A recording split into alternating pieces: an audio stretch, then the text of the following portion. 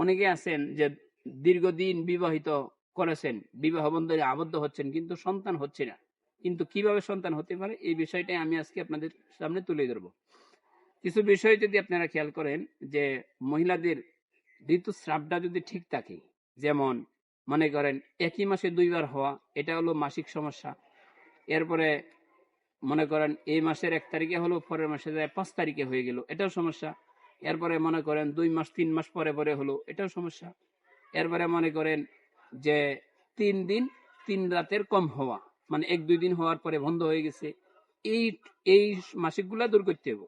এই মাসিকগুলা দূর করার জন্য ডাক্তারি পরামর্শ যদি নেন তাহলে অবশ্যই আপনার এগুলা দূর হয়ে যাবে।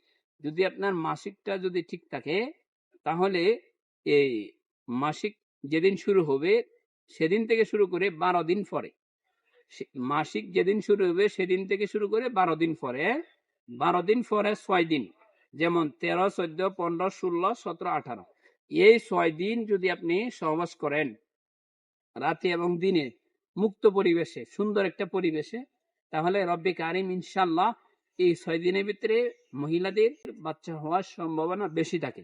এই জন্য এই 6 দিন যারা বিভিন্ন জায়গায় চাকরি বাকরিতে আছেন, প্রবাসী আছেন, এই 6 দিন টার্গেট করে আসবেন, যেন এই 6 দিন যেন কাছে থাকতে পারেন স্ত্রীর।